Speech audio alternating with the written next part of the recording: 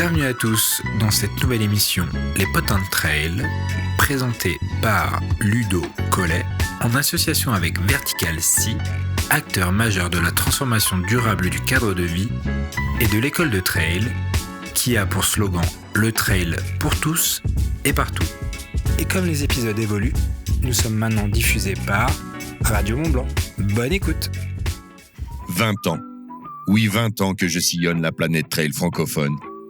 Des rencontres, des fous rires, des galères, des départs en pagaille, des heures sur le terrain, des remises de prix à ne plus en finir, des finishers hors délai, des émotions, des larmes et beaucoup de joie.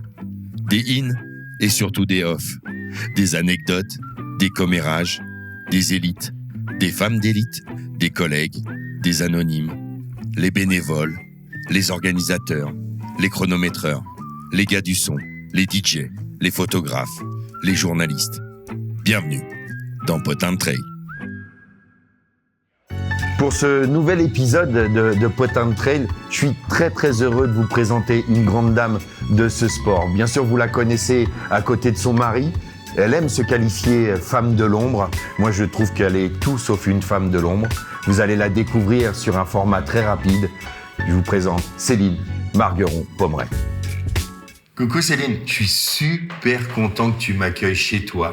Je sais que c'est pas ce que tu préfères être au ravito, discrète pour Ludo, mais j'avais aussi envie, comme on l'a fait pour Virginie Bohard, souvent on vous appelle les femmes de, et c'est quelque chose moi qui m'énerve un petit peu parce que vous êtes des personnes à part entière, et moi j'avais envie de discuter avec toi, avec Céline Margueron-Pommeret. Certes, ça fait 33 ans, je crois que vous vous connaissez, vous êtes mariés en 2000, mais voilà, t'es un élément important pour Ludo, mais il n'y a pas que ça. Céline, c'est aussi Céline la vétérinaire, Céline la maman, c'est sûr, Céline la ravitailleuse, qui a une expérience incroyable.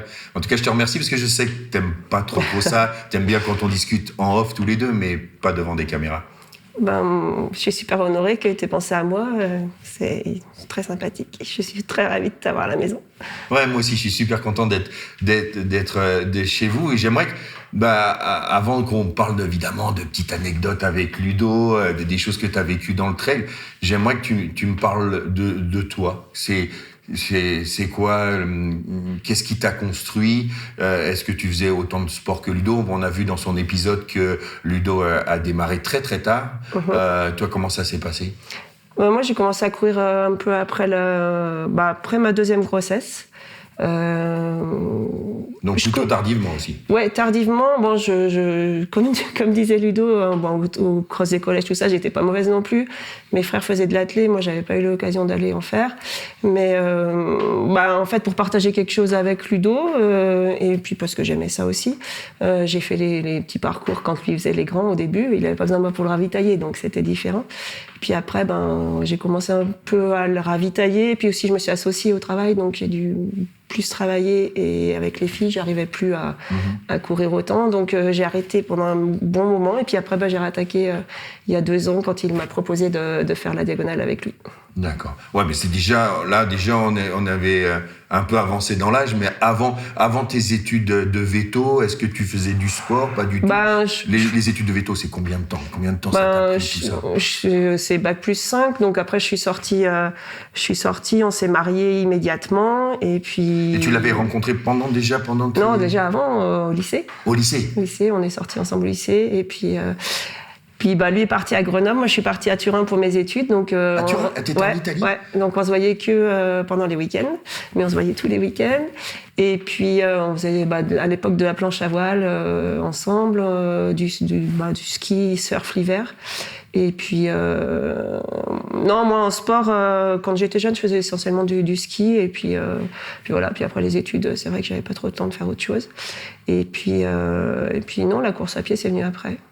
Voilà, et assez vite, tu t'es mis à fond derrière Ludo, parce que comme beaucoup de couples d'amis que j'ai. Beaucoup de Céline, en fait.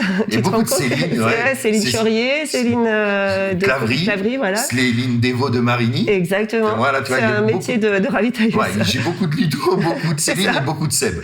Ouais, c'est vrai. Ça, c'est exactement. Voilà.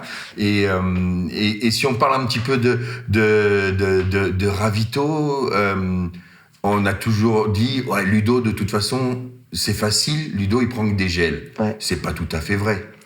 Si, avant c'était vrai parce qu'il prenait que des gels. Et là maintenant avec NAC, il a changé un petit peu, mais si, c'était très facile. Moi, je voyais les autres, elles avaient des listes, fallait suivre exactement au millilitre près ce qu'il fallait qu'ils prennent. Moi, je lui tendais son sac de gel et puis il prenait dedans.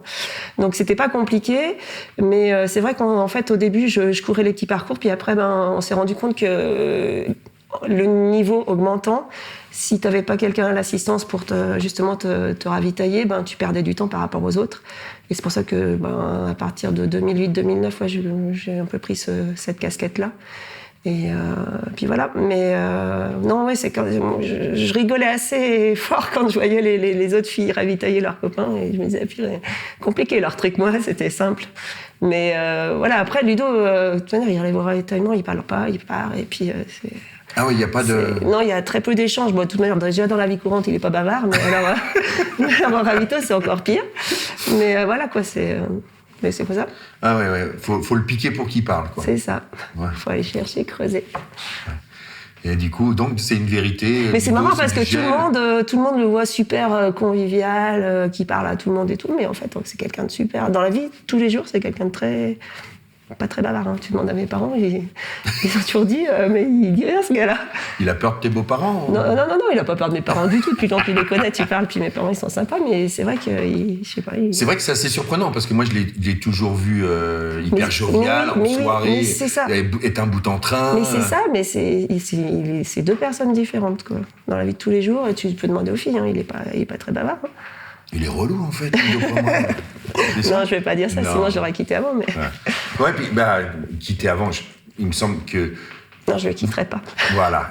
Il me semble que, et c'est assez rassurant quand on voit que malheureusement maintenant, à l'époque où moi je me suis marié, c'était un divorce, c'était sur 5, c'était un divorce sur 5, et maintenant c'est un divorce sur 2, mais c'est vrai qu'il y a quelque chose, on peut jamais dire jamais, mais il y a quelque chose de très rassurant quand je vous vois tous les deux, parce que je vous ai toujours vu hyper fusionnels. Moi, je pense que de toute manière, la clé à ça, c'est de partager ses passions. Si toi, tu pars de ton côté courir et puis ta femme, elle reste à la maison, c'est pas possible, quoi. Je veux dire, au bout d'un moment, ça clash, quoi. Et c'est vrai que moi, ça m'a jamais dérangé de faire ce poste de ravitaillement, d'attendre qu'il arrive et tout.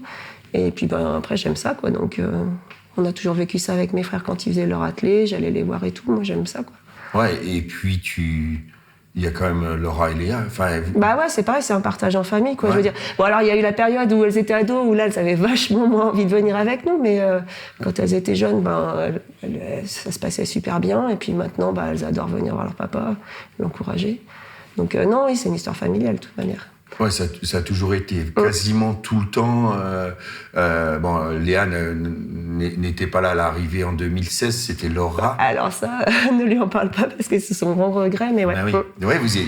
Elle était ado, elle a préféré aller faire une fête avec les copines. Elle savait même pas que son père courait l'UTMB, donc je peux dire qu'elle s'en est pris plein la tête. Voilà. Mais Laura, elle a bien. T'as vu, moi j'étais là. Ah ouais, oui. Les typiques entre sœurs, tu sais. Pour avoir fait quelques soirées avec vous et du temps passé avec vous, je vois bien, même pour mes enfants, pour mes frangins, on s'envoie toujours un petit peu de pique. Et là, je vois les deux, elles se loupent pas. Non, c'est clair. Elles se loupent pas. Elles s'adorent, mais en même temps, elles savent bien se... Non, en tout cas, c'est loupé. Si un jour je veux écrire un livre sur les ravitaillements, je viens pas voir Céline Pomeroy parce que j'aurais pas trop de conseils à donner, non. Ouais, c'est ça. Tu passes faut juste être au bon endroit au bon moment. C'est le seul truc qui c'est ça. Pour moi, qui est important. Et puis à chaque fois, tu le boostes, même s'il lui parle pas. Toi, je sais que après, toi, les là, parce que mettre t'as quand quelques même petits mots. un caractère bien trempé. Hein. Avec lui, il faut quand même. C'est ça. Il faut avoir faut vraiment le driver. Et tout à l'heure, tu parlais de tu as commencé les ravitaillements 2008-2009. Nous, 2009, dans le potin qui est sorti avec ton homme, avec Ludo Pommeret, on en parle de 2009, puisque pour moi, oui, c'est là qu'on s'est rencontrés. Ouais. C'est là qu'on s'est rencontrés, où je disais que j'en menais pas large, mais toi non plus. Hein. Ah ben là, non, on était en panique, c'était... Ouais, en fait, c'était... attends, est-ce qu'il a... il avait déjà tenté l'UTMB, mais il n'avait pas réussi, mais c'était vraiment son premier gros ultra, et le coup de calgon qu'il nous a fait à la fin, Bon, après, maintenant, on sait comment gérer, mais c'est vrai qu'au début, ça surprend un peu. Ah, ça surprend, c'est vrai. Et les filles étaient petites, 5 et 8 ans. Ouais, c'est ça, ouais. Hein Non, elles étaient un peu en panique aussi. Et ouais, c'était... Mais bon.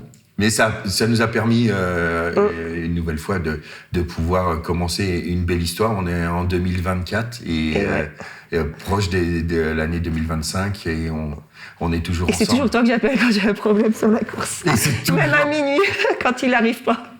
Ouais, alors faut que je vous explique, parce que ça arrive tôt dans l'épisode, mais voilà. Il se trouve que en 2019, j'ai donné le départ de la diagonale. Et à ce moment-là, je suis pas sur Réunion Première pour faire la radio toute la nuit, et j'ai quelques heures où je peux dormir. Donc après les bouchons de Saint-Pierre, qui me prend plus d'1 heure, 1 heure et demie, ça dépend du temps, j'arrive à Saint-Denis, j'arrive à mon hôtel, je vais me coucher. Sauf que je ne coupe jamais mon téléphone si l'orga a besoin de moi, si quelqu'un appelle. Si Céline appelle. Et je pose ma tête sur l'oreiller, et assez vite, je commence à sentir Morphée et à partir comme ça dans mes rêves. Et ça fait pas 10 minutes que je me suis endormi que tu m'appelles en panique. Qu'est-ce qui se passe, Céline ? Tous les élites, ils n'arrivent pas, et les autres, ils arrivent, et je comprends pas. Et moi, le seul moyen de dire qu'il y a un problème sur le parcours, c'est d'appeler Ludo, en fait. Parce que, il y avait un problème de balisage, et ils sont partis sur un mauvais chemin. Et du coup, j'attends. Et puis, il y avait la femme d'Antoine Guillon aussi, Anne. Qui m'appelle derrière. Voilà, parce qu'on se disait, mais c'est pas possible que les autres arrivent, et puis voilà. Bah ouais, on n'a jamais vu à Domaine Vidotte un Guillon ou un Pommeret, plus de 100 places. Dans les 300, ouais, 100. Je sais plus, ouais. Ouais, parce que je crois que Antoine, qui avait été assez loin dans... Oui, parce qu'il avait persisté, lui. Je crois qu'il était autour de la 300e place. Ouais. Et ouais, ça fait partie des anecdotes. Et c'est vrai que je raccroche, j'ai même pas le temps d'appeler Denis Boulet à l'époque. Anne m'appelle en panique en me disant « Ludo, ils sont toujours pas passés à Domaine Vidotte, il se passe quelque chose. » Oui, je sais. C'est les en fait, c'était plus pour prévenir l'orga, et puis le seul moyen qu'on avait entre l'orga et nous, c'était toi. Donc, Voilà, et du coup, ma nuit pourrie, c'était fini, je pouvais plus dormir, puisqu'après le temps que j'appelle l'orga qui me dit « Oui, on est au courant, il est resté une balise, ils sont pas partis ils sont partis sur le mauvais tracé, on est en train de gérer pour les faire revenir. » Enfin c'était fini, moi je pouvais plus dormir, clair. Il fallait que je Merci Céline. Voilà, merci Céline, merci à toi. Tu vois, tu te rends compte, ça fait... deux fois, quoi. En 2009, on est sur un coup de speed. En 2019. Un coup de speed. Et il y a un autre coup de speed, mais il faut que tu me dises, Céline, si c'est toi ou Ludo. Mais il y a j'ai un autre coup de speed, c'est pour mes 50 ans. Ah oui. J'ai un coup de téléphone. Et là, j'ai un petit flou parce que c'est mon anniversaire, je prépare les 50 ans, vous êtes invités. Je sais que Ludo me dit t'inquiète pas, moi j'arriverai en vélo, je pars de Genève, le gars, il vient se faire un entraînement en vélo, donc ça fait quand même 80 bornes à peu près. Ouais, je pense. À peu près. Je viens en vélo, comme ça après je peux faire la fête, puis Céline me ramène en voiture. Et là, j'ai un coup de téléphone, je sais plus quelle heure il doit être 19h. Je suis déjà sur les lieux, en tout cas, de l'anniversaire. Et c'est là où je me rappelle pas si c'est Ludo ou toi qui me dit, qui m'appelle et qui me dit, j'ai une bonne et une mauvaise nouvelle. Je crois je l'avais déjà récupéré à l'hôpital, et on était dans la voiture en direction de chez toi, et du coup c'est Ludo qui t'appelle, je crois que je conduisais. Mais tu conduisais, où il me dit, il me dit la mauvaise nouvelle, c'est que je me suis fracassé en vélo, j'ai la gueule en sang. Ouais, clairement. Mais la bonne nouvelle, c'est que je viens quand même. On vient. C'est ça. Ouais. C'est ça. Ouais. Non, il avait pris je sais plus par où il voulait passer, puis il s'est pris une bonne gamelle. Et les pompiers l'ont amené, du coup, à l'hôpital. Ouais, c'était... Non, mais c'est ce que j'allais te dire. C'est comme ça. T'en as d'autres, des scoops où lui... Il est incroyable, ce garçon. Mais c'est vrai qu'on parle beaucoup de lui, mais... Qu'est-ce que tu as ressenti à ce moment-là? Qu'est-ce qui... Toujours de l'inquiétude, parce que il t'appelle, il te dit les pompiers viennent de me ramasser, machin. Tu te demandes dans quel état tu vas le trouver, parce que Ludo, voilà. Donc après, je l'ai récupéré. Non, je suis montée récupérer son vélo sur le lieu de l'accident, et après j'ai été le récupérer à l'hôpital. Ouais. Donc voilà. Et puis après on a été toi. Ouais. Je sais pas si je pourrais, les amis de la communauté, si on me l'autorise, peut-être je rajouterai des photos dans les commentaires. Vous verrez, il n'a pas triché.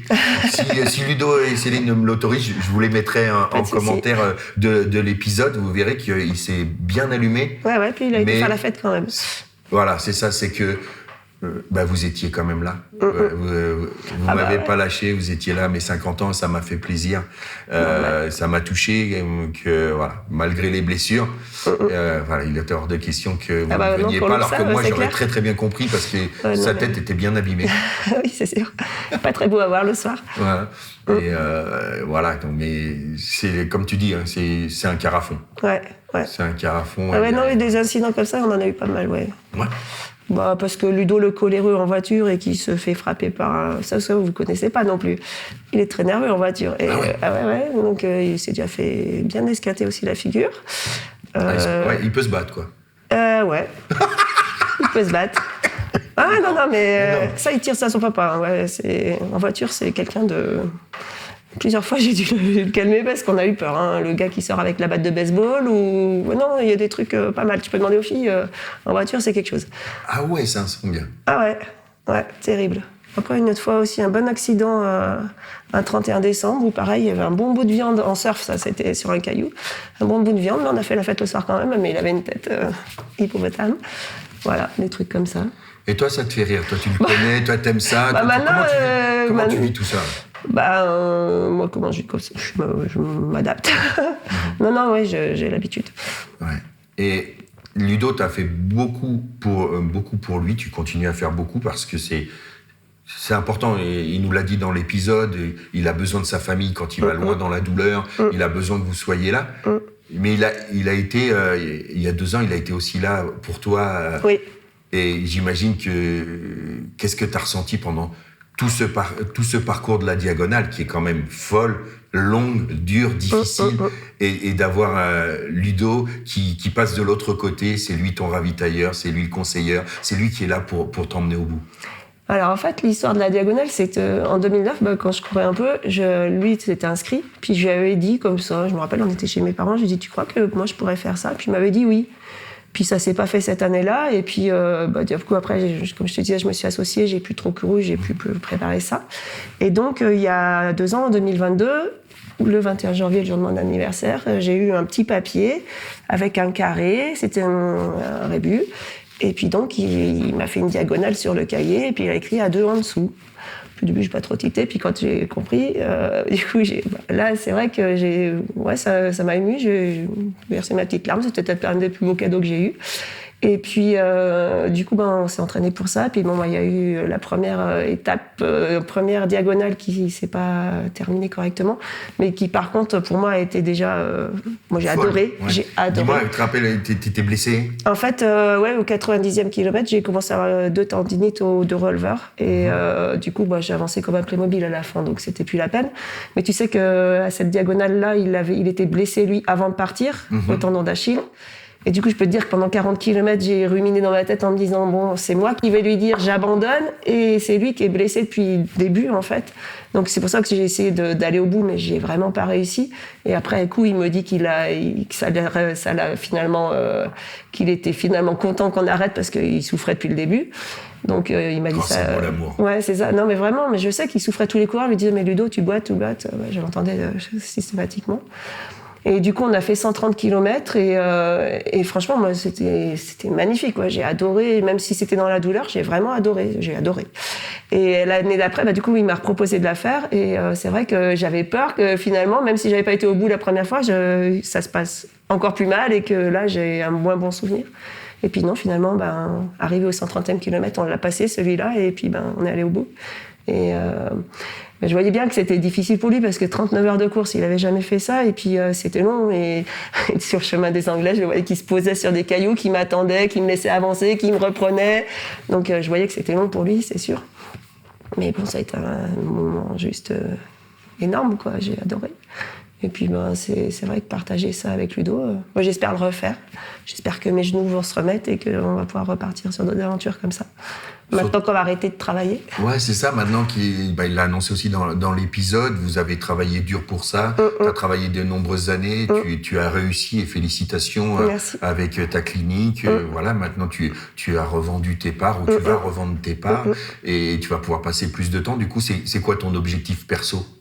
Mon objectif perso, continuer... Toujours dans ce milieu du trail. Ah oui, de toute manière, on arrête pour ça. Et moi, c'est de voyager, de partager des bons moments avec mon mari, découvrir des endroits. Et puis, moi, j'aimerais bien faire... C'est moi souvent qui lui trouve les destinations. Tu sais, la Turquie, c'était mon truc. Moi, je décide, je trouve les trucs. Je dis, tiens, ça, c'est sympa. J'ai vu des trucs en Guyane, en étape. Moi, j'aimerais bien faire des trucs un peu comme ça, tu vois. Mais partager avec lui. Et puis pas forcément pour la performance, non. Je voyais le marathon des sables, des trucs comme ça. Moi, lui aussi, il en parle, mais vivre ça comme ça, de l'aventure humaine en fait, avec lui et avec d'autres. Ouais, non, j'aimerais bien ce partage-là. Oui, tu as commencé le ravitaillement, tu disais 2008-2009. Ludo a commencé en 2000. Toi qui as vu toute cette progression, on est en 2024. T'es pas lassé de ce monde du trail, de l'ultra, tu t'y plais toujours autant et t'as envie de vivre de nouvelles aventures. Ça a bien changé hein, quand même. L'évolution, on voit que ça se professionnalise, que voilà. Mais tu vois, j'ai tissé des liens avec les autres ravitailleuses des coureurs élites. Ça c'est sympa. Et puis ça reste quand même un petit monde sympathique. Et puis, partir sur d'autres épreuves un peu plus aventure, quoi. Et en parlant d'aventure, vous en avez vécu une énorme cette année. C'est quoi ton regard à la fois d'épouse, mais aussi d'athlète que tu es à ton niveau, de la performance de Ludo à la Hard Rock? Comment t'as vécu ça? Comment j'ai vécu ça? Mais franchement, vivre une course comme ça, tranquille, sans problème, le voir bien, c'était trop bien, quoi. Franchement. Non, mais moi, tu vois, encore cette année, l'UTMB, là, le voir pousser comme ça, moi, je souffre à côté de lui. Et je te promets, je m'étais préparée à Trian de lui dire, Ludo, lève le pied. Parce que je le voyais tellement pas bien, mais des fois, tu te dis, mais peut-être il met sa vie aussi en danger, parce que quand il est dans des états de déshydratation, tu vois creuser, tu as l'impression que tu as un cadavre devant toi, tu te dis, waouh. Donc là, à Trian, je m'étais dit, s'il est toujours dans cet état-là, je voulais pas l'arrêter, mais quand même le raisonner. Puis moi, j'ai vu que ça allait mieux, donc je l'ai laissé partir. Mais vivre ça, tu vois, l'UTMB 2016, c'est le plus beau souvenir de ma vie, mais en même temps, c'est le plus horrible. Moi, au Chapieux, j'étais en larmes, que c'est passé. J'avais mal pour lui, quoi. T'es là, t'es à côté. Sa mère, une fois, elle est venue le voir en championnat du monde, elle a dit plus jamais. Plus jamais. Parce qu'elle le voyait pas bien et elle a dit non, moi, je peux pas voir mon fils souffrir comme ça. C'est vrai qu'ils vont tellement puiser dans leurs réserves que des fois, tu te dis, waouh. Et donc, la Hard Rock, ça a été tellement différent. J'ai jamais vécu ça, moi. Il m'a jamais fait vivre ça. C'était trop bien, quoi. Donc, trop heureuse pour lui. Et puis, trop facile pour moi, du coup. Parce que j'ai pas eu à souffrir à côté de lui, quoi.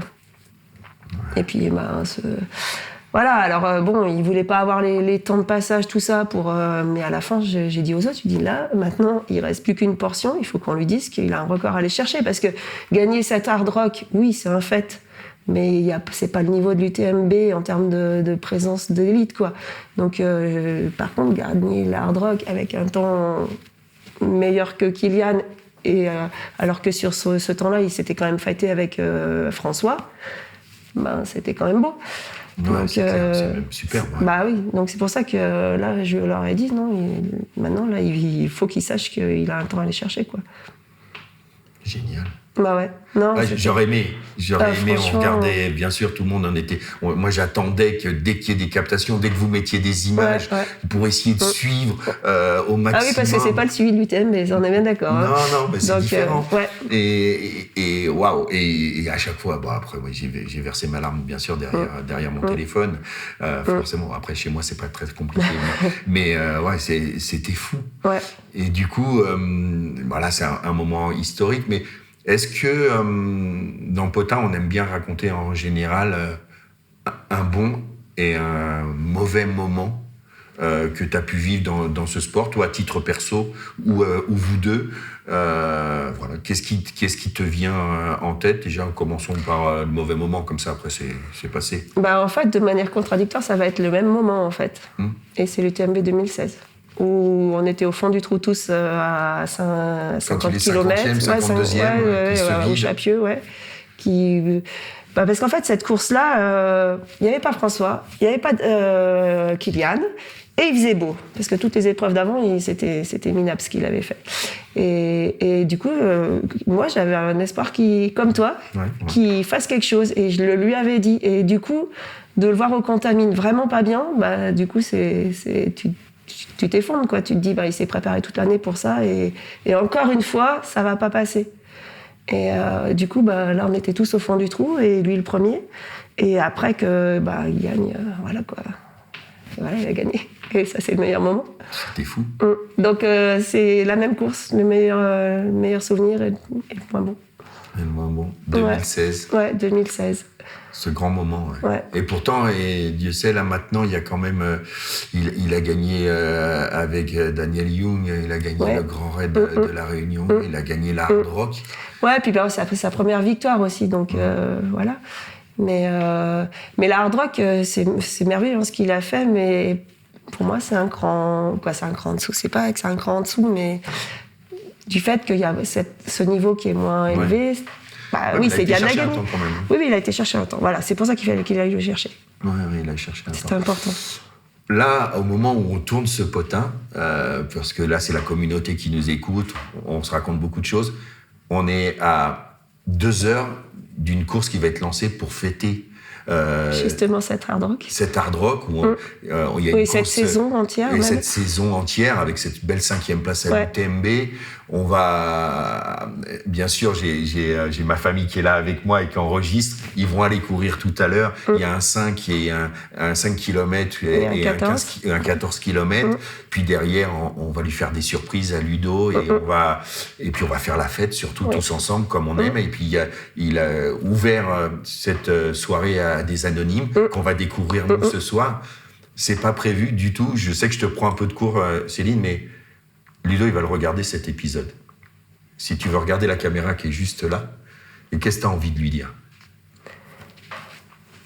Eh ben, que je suis fière de toi. Vraiment, t'es...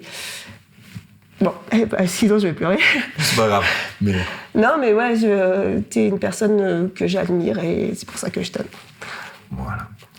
Eh ben, en tout cas, sache que on parle beaucoup de Ludo et moi, t'es une personne que j'admire et que j'aime énormément. Parce que Ludo n'aurait pas fait cette carrière-là sans ton appui, sans tout le travail qui a été fait autour avec votre famille. Et moi, je suis super content et super fier d'être...